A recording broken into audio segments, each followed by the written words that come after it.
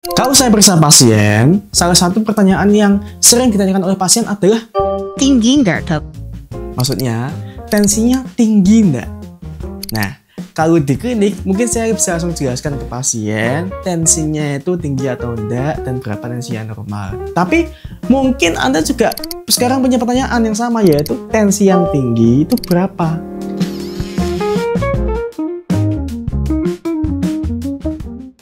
Sekilas tentang tensi ya. Intinya tensi itu seberapa kuat tekanan di pembuluh darah kita, dimana kalau dia terlalu rendah aliran darahnya tidak terlalu baik, kalau terlalu tinggi nanti efeknya juga ke organ kita dalam jangka panjang.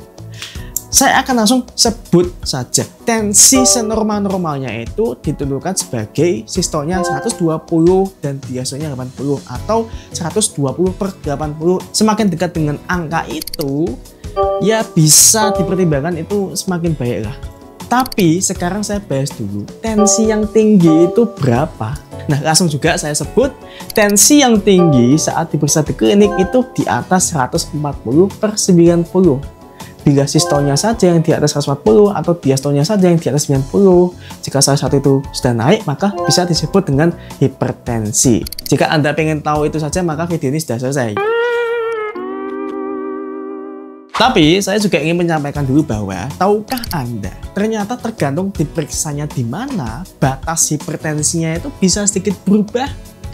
Begini, dalam memeriksa tekanan darah, sebenarnya banyak faktor yang bisa mengaruhi. Tapi menurut ESC atau European Society of Cardiology, itu membagi pemeriksaan tensi menjadi periksa tensi saat di klinik, periksa tensi saat di rumah, periksa tensi secara ambulatorik atau yang sama 24 jam itu ada interval tertentu yang di rata-rata. Nah, terus setiap cara pemeriksaan tensi itu batasnya pun juga sedikit beda-beda. Jadi kalau misalkan Anda cek tensi di klinik dan di rumah itu bisa dibilang nggak selalu bisa disamakan.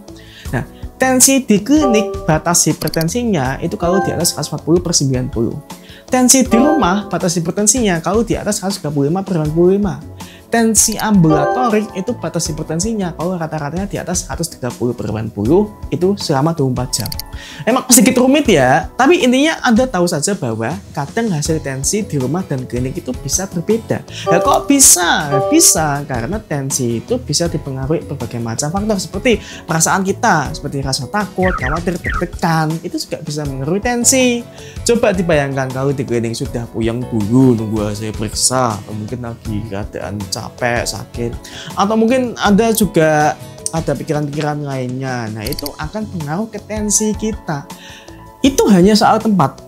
Metode meriksa tensinya pun sebenarnya juga ada suatu cara yang bisa dilakukan agar dia paling akurat. Jadi ada cara-cara yang mungkin kalah sama cara ini.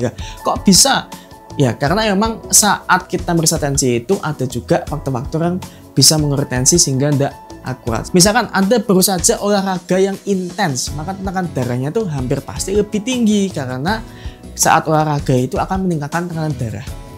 Nah, sekarang bagaimana cara mengecek tensi yang akurat?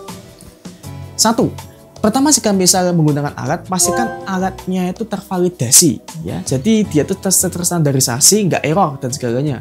Nah, sebelum periksa tensi, istirahat dulu setidaknya 5 menit dan jangan setelah olahraga. Pastikan ruangannya tenang dan tangan Anda itu harus disokong, tidak boleh gantung. Jadi tenggaknya di meja seperti ini ya. Nah, setelahnya baru periksa tensinya. Tidak hanya sekali, tapi sebenarnya 2 kali. Beri jarak antar 2 pemeriksaan itu 1-2 menit. Kemudian catat hasilnya. Nah, untuk periksa tensi ini sebenarnya nggak cuma sekali saat itu saja, tapi harusnya tuh 2 kali sehari. Dan harusnya itu tensi juga dicek selama 7 hari terus-menerus. Jadi kayak kita lihat rata-ratanya begitu, nggak cuma sekali cek aja. Nah, baru itu hasil pemeriksaan yang dikatakan akurat. Tidak cuma sekali periksa aja. Kalau dari pemeriksaan di rumah hasil tensinya di atas 135/95 itu sudah disebut dengan hipertensi. Tapi tetap konsultasikan dengan dokter tentang temuan Anda ya. Oh ya, dan catatan juga untuk ibu hamil ada pertimbangan-pertimbangan khusus lainnya. Kalau itu harus konsultasikan dengan dokter kandungan ya bila ada tensi tinggi. Jadi itu sekilas berapa tensi yang tinggi dan bagaimana cara memeriksanya. Tentu tensi ini sebaiknya harus kita monitor terus agar tahu kapan pola hidup kita mulai tidak baik dan juga bisa memantau efektivitas dari obat yang kita minum. Dan mengapa kok kita harus mencegah tensi tinggi? Karena jika kita tahu tensinya itu tinggi, efek jangka panjangnya itu tidak baik, dan semakin kita jaga setiap hari, maka semakin kita tersegah dari berbagai macam penyakit seperti penyakit jantung, stroke, penyakit ginjal, dan lain-lain. Sedikit pesan saya, walaupun memang menjaga tensi itu penting, tapi jangan sampai malah membebani pikiran. Nanti sama saja malah tensinya tambah tinggi gara-gara pusing mikirin tensi. Jadi itu saja yang bisa saya sampaikan. Semoga tensi Anda tetap normal dan sampai jumpa di video berikutnya.